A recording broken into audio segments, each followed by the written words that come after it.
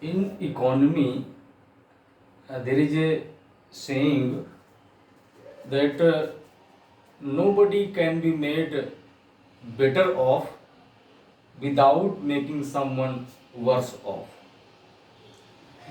It means your profit is my loss and my profit is your loss. The whole world is running in this way. This story starts somewhere around 1940. A very famous US president whose name was Roosevelt.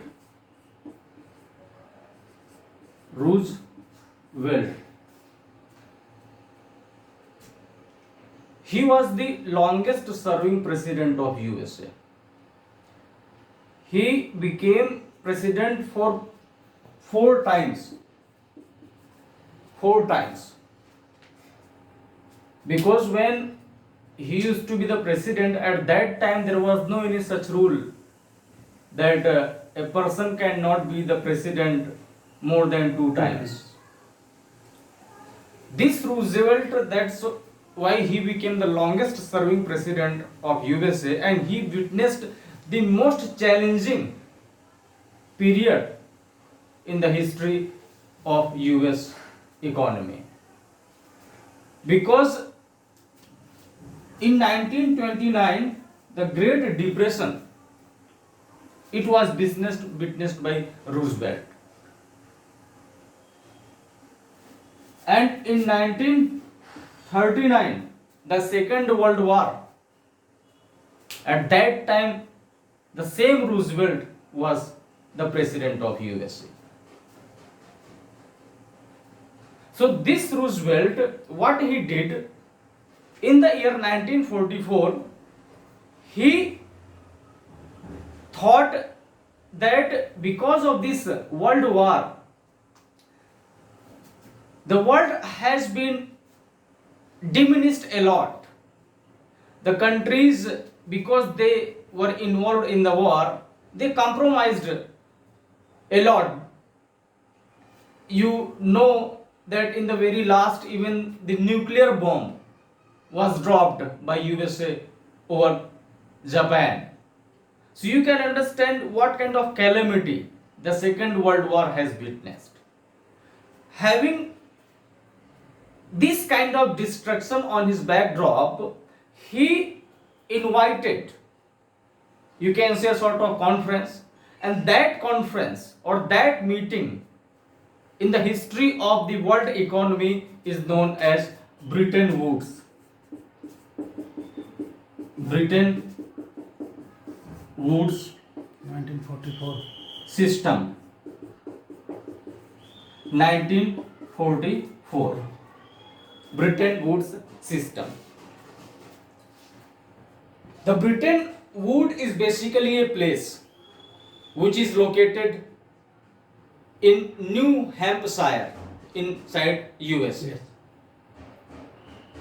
So in the Bretton Woods, when the discussion happened and all those things, how to revitalize the whole destruction which had happened during the World War, these kinds of things were discussed in this Bretton Woods system. And let me cut the long story short.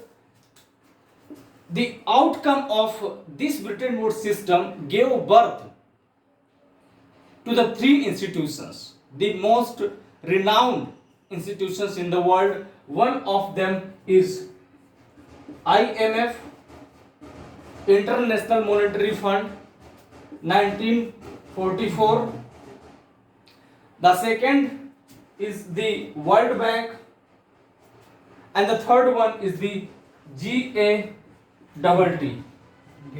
That 1948, not 1944, because discussion happened about it, but since it was an agreement, it stands for General Agreement, Trade and Tariff. So officially It took birth in the year 1948. However, the discussion had been started in the 1944 when the Bretton Woods system meeting was going on. And the World Bank in 1944.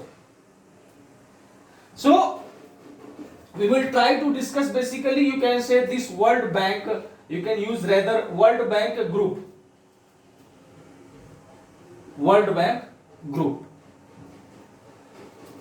IMF, let me start with this IMF, International Monetary Fund. India was the founding member of this IMF.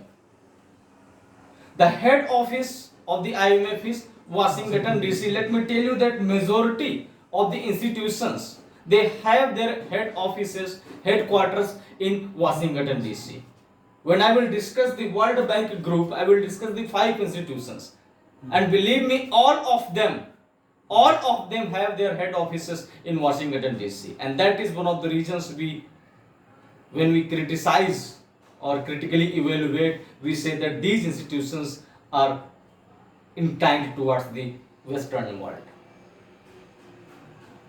IMF, as it was founded in the year 1944, the main job of this institution, IMF, is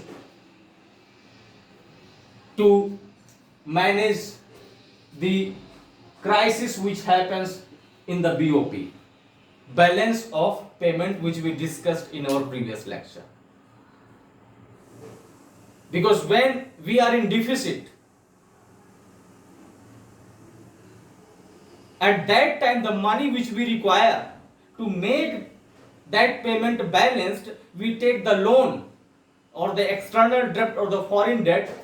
That foreign debt we take from the IMF. So, however, it has many other works, but the most important work is to provide the money so that this balance of payment, which is in deficit,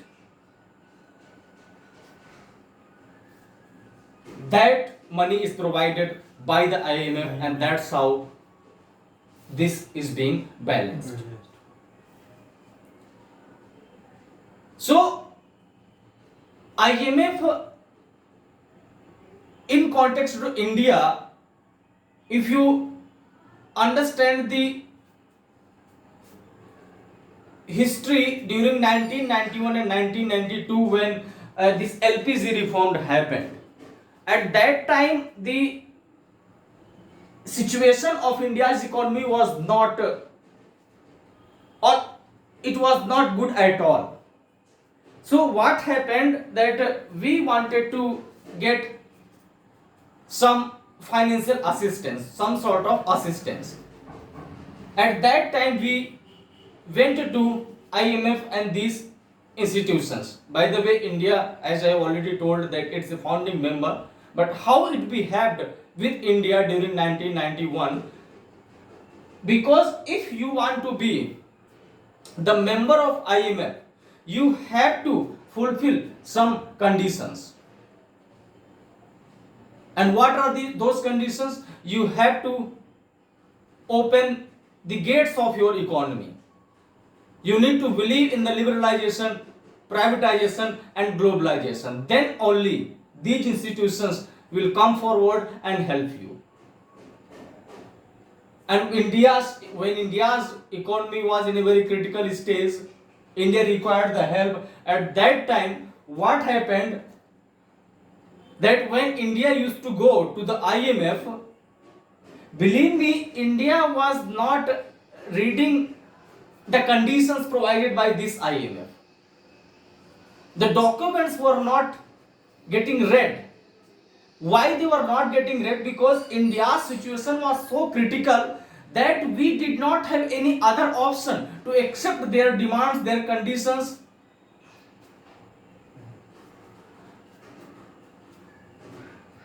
You can understand that if anyone is facing or it's about to die, And at that time somebody comes that, look, I can make you alive, but the problem is that you will go into coma. So what will you do? You will think, oh, it is better to at least in coma I will remain alive. Who knows, in due course of time I Wake up. yes. So this was the situation, because when India was signing the documents without reading them properly, some of the economists saying that we are compromising our economic freedom. But why were we compromising our economic freedom? Because we did not have any other option. If you are only looking at the coma side, then you will think, oh, it is not good at all. But when you look at the death front, then you will think, oh, this coma is better. So this was the situation of India's economy. That's why we opened our gate and we accepted the terms and conditions of the International Monetary Fund and other various organizations. In IMF, what happens that, as you know, it provides the loan. It provides the loan. What is the condition to get the loan? That if you, first of all, you have to become the member of this IMF, and when you will become the member of IMF, what you need to do? You need to pay a certain amount of fee. So nowadays I think there are around 190 countries who are the part of this IMF. So every country has paid a certain amount of fees. So you can say IMF is running through the donations provided by these 190 countries. IMF it itself does not have any money. It does not have its own money. It is running through the money provided by the nations. Those are the member of it. So let's assume India wants to be the member. By the way, it is already. But if any new country, by the way, which country is the last country who became the member of IMF? You think about it, okay, and let me know. So if any country wants to be the member of IMF, so what will be the first thing I am telling in terms of the fee structure? What he has to pay? He has to pay 75% currency of his own country, and 25% currency will be deposited in the form of SDR, special drawing rights, and 75% in the currency of the respective country. In case of India, it will be in the form of rupee, and 25% if we are depositing 100 rupees, or if the IMF is asking 100 rupees, because this is asked by evaluating the economic health of that country. The fee which is asked by from India, the same fee cannot be asked by Somalia, because the economic health of Somalia is completely apart from the economic health of India. So what your fee structure, what your fees is being paid, 75% will be in the form of that respective country's currency, and 25% it will be in the form of SDR. So let's assume we have paid 100 rupees. Now what happens that you can get the amount, or you can say loan from IMF 3 times of the money which you have deposited. So we have deposited, so the maximum money we can get, that will be 300. But you tell me, if India requires the money more than 300, then what will happen? And this was the challenge which was faced during 1944, 1945 in context to IMF, and that's why you can say this whole Bretton Woods system, it itself went into coma, because it could not resolve this problem. If anybody wants more than 3 times the money, specified by the IMF, then what will happen in that condition? It failed. And when it failed, when it could not come forward and help and provide the solution with respect to this problem, the countries started devaluating their currency. The countries started devaluating their currency. Because when we devaluate the currency, at that time, our imports, they become costlier, but our export become easier for the rest of the countries, because the value of the rupee gets decreases. So the value of the rupee is getting decreased.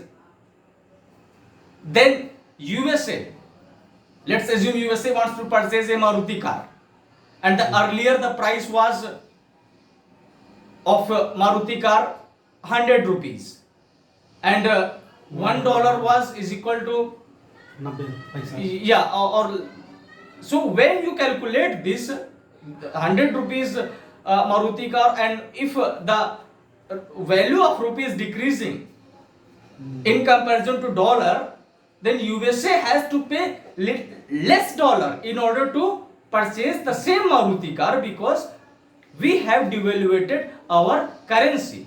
So the main objective of devaluing the currency, we wanted to increase our export in order to get the foreign money or the dollar. And you, as you are the student of economics, you can very easily understand India, when it was started by one country. Let's assume India has devaluated its currency in order to get the money from outside. The China also did. If India devaluated this much, China went this much. The other country went even beyond China. So what will happen? A currency war started. The currency war happened. So nowadays these all things are not possible, because nowadays means we have tackled all these situations. Nowadays there is system, you cannot devalue your currency beyond a certain extent, and you cannot devalue your currency beyond a certain number of times. But it has happened, and because of these things we learned, and we changed, and we made our economic system little more stronger. So this was as far as the IMF and this Bretton Woods system. By the way, the next institution that is known as the World Bank Group. This World Bank Group. This World Bank Group has 5 institutions. 5. The one is IBRD. IBRD 1944. IDA 1960. International Development Association or agency. This International Bank of Reconstruction and Development 1944. IDA, after that MIGA 1988. ICSID 1966. One more is there, IFC 1956. These are the 5 institutions which form this World Bank Group. The IBRD, as far as is concerned, 1944, its main work was to provide the money for the reconstruction. Why do we reconstruct anything? Second World War. Why do we reconstruct? Because something, when you have broken something, then only you can reconstruct. And I have already explained what kinds of destruction, what kinds of destruction had happened during the Second World War. And you should also know that India has been the, you can say, one of the who gets the money from this IBRD. The maximum money, I think, was given by IBRD to India. And that was the reason wherever you see any bridge or any means this kind of construction, everywhere on the nameplate, nameplate means means where the information is provided, was written constructed by IBRD, constructed by this World Bank, and everywhere in every infrastructure. So India benefited a lot through this IBRD. Now the second is IDA. This IDA. IDA is called the soft window of providing money. Soft window. Why it is soft? Because what happens is that this IDA, you can say, it provides the money without expecting anything in return. Interest free, completely interest free. So you don't need to give any interest if you are getting the money through IDA. I mean, you have to return, but the policies are very, very liberal. If the situation of your economy is not good enough, they will say, okay, no problem. That's why we call it soft window. What do you think? Can India get the money through IDA? This soft window can provide money to India? No. It cannot provide money to India because there are conditions. The country whose per capita income is less than 1260 dollar,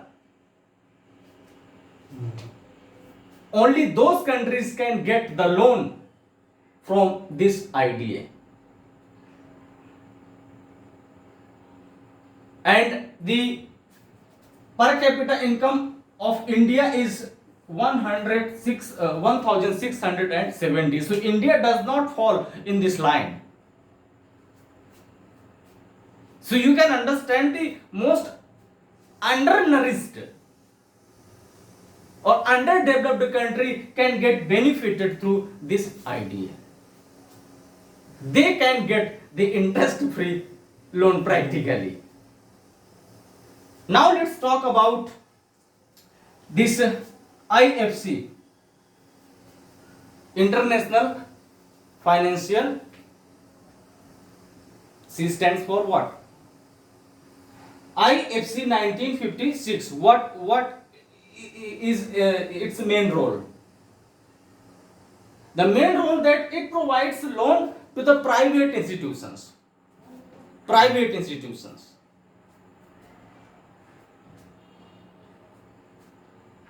Biani Group or this Reliance can get the loan from the IFC because its job is to develop the private sector.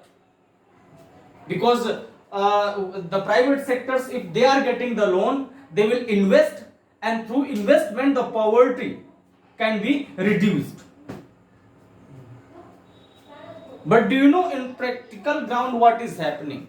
In practical ground, a report was published. In that report, it was written that the same IFC, which is supposed to provide the loan in such a manner so that the upliftment of the people who are not in the mainstream of the development could happen, but just opposite happened because the same IFC provided the money, I think 10 years back, to the Prince of Saudi. And he invested the money in somewhere in Africa, to construct a 5-star hotel. I think in Ghana. In Ghana. So in order to construct the 5-star hotel, the Prince of Saudi was provided the loan through this IFC. So for what this IFC was established, going against its principles, because in 5-star hotel no any poor man will stay. In the name of development, if only airports are getting developed, or means only what is that train which was supposed to run from Gujarat, bullet train. So we should also understand what is the paying capacity and who will be people to enjoy all these facilities. So this IFC, you don't go in the criticism, but what is the job at least which is written on the paper to provide the loan to the private institutions, so that the private institutions could use the money to remove the poverty and bring the people in the mainstream of the development. The same IFC, you can also say that it helps in FDI, foreign direct investment. If India wants to get FDI, so from where it will get? It will get from other countries. So this IFC assists to the institutions, those are not willing to do FDI in India, but it promotes to those players. So you can see through this IFC, the FDI in a different country happens, because it pushes to the people who are, who want to do the FDI, but due to some circumstances, they are not ready to do it. Now, the second last is MEGA, Multilateral Insurance Guarantee Agency. Yes, 1988. So as the word insurance, so basically what happens, that look means most of the time the private entity, they are not ready to invest their money in a different country easily, because they always have a sort of fear into their mind that, oh, if I invest my money and some political problems happens, then what will happen to me? So this MEGA gives a guarantee that, look, you invest the money and if something happens, I am there. So if let's assume, means the political crisis comes, the government gets changes. What happened? Indira Gandhi, she nationalized the private banks. But the bank which was nationalized, I think that bank never wanted to get nationalized. So if any private, this Reliance, let's assume Modiji is nationalizing this Reliance. So what kind of benefit that businessman will get? It will be benefited for the country as a whole, but for individually, if you see, I don't think he will be agree. So these foreign players, they always get afraid against these kinds of things. So this MEGA, you have also heard that in African countries like Sudan, Mali, the political coup happens. Military government takes over the political government. So to bring the private institutions out of these kinds of fear, this multilateral insurance guarantee comes forward. ICSD, look, the headquarters of this is located in Washington DC, Washington DC, Washington DC, Washington DC, and Washington DC. India is the member of all of them except this one. So this ICSID, which was founded in 1966, it is basically it settles the dispute, trade related disputes. Let's assume someone is doing FDI in India, and some sort of dispute is happening within the government of India and the government of that country from where the FDI is coming. So this institution will work as a conciliator, a sort of middleman, to settle that dispute. So these were the 5 institutions which come under the World Bank group. The third institution which I want to discuss, because as I have told in the starting of my lecture that this Britten Woods system gave birth to the 3 institutions. The first one IMF, which we have discussed. The second is World Bank group, which has the 5 organs, and the third one is the GATT, GATT, 1948, General Agreement on Trade and Tariff. By the way, it is little lengthier. Trade and tariff. So trade and you can say it was the seed for WTO. A seed was placed under the earth, and the WTO came in the existence as a tree or as a plant. So this GATT stands as this trade and tariff. Trade, yes. Basically, what happens that there are 2 things. The one is called quota, and the second is tariff. Its objective is to make economic transactions as smooth as possible, restrictionless completely. Because what happens, tariff is a sort of tax.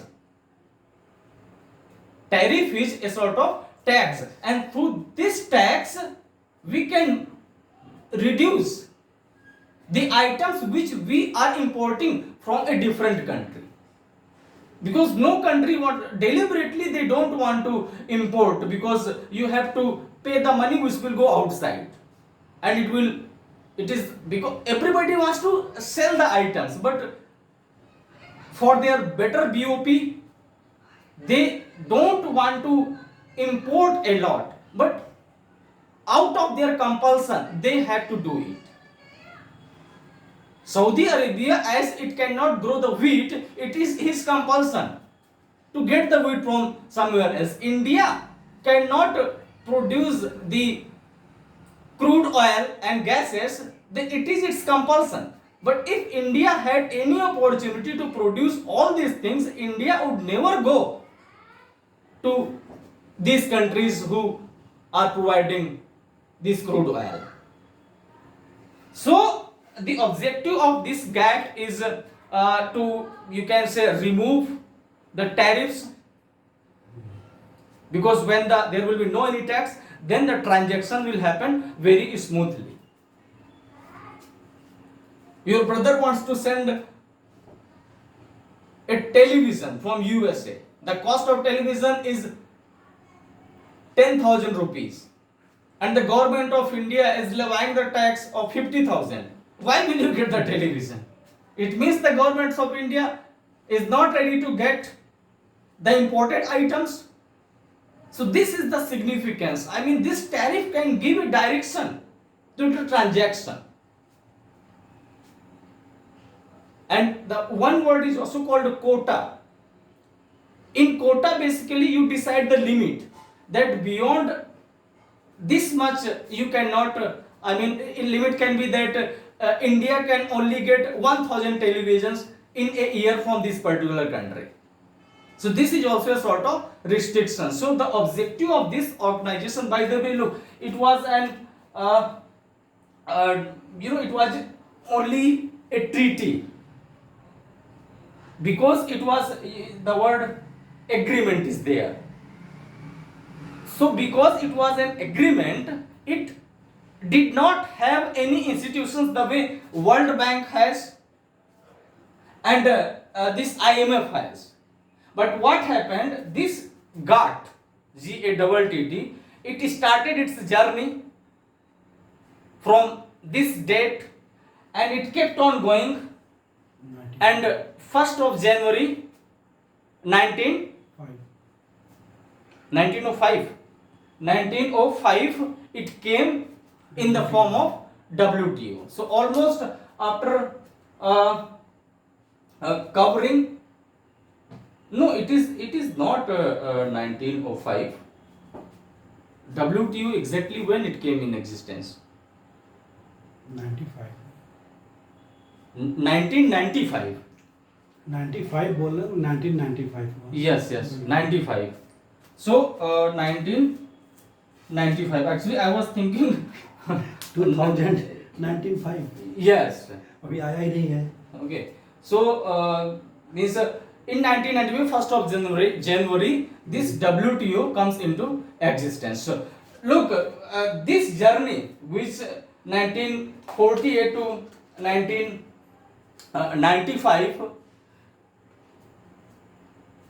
it involves so many things. So many things means you may have heard a term called Uruguay Round. You may have also heard the Marrakesh Treaty, the TRIPS, TRIM, and all those things. So today is not possible for me to discuss this journey of 50 years, which was started by GATT and ended as WTO. The development which happens in between, we will be discussing in our next lecture. So it was from my side, the Britten Woods, the World Bank group and its 5 organs, and this general agreement, trade and IMF tariff. We will discuss further in our next class. Namaskar.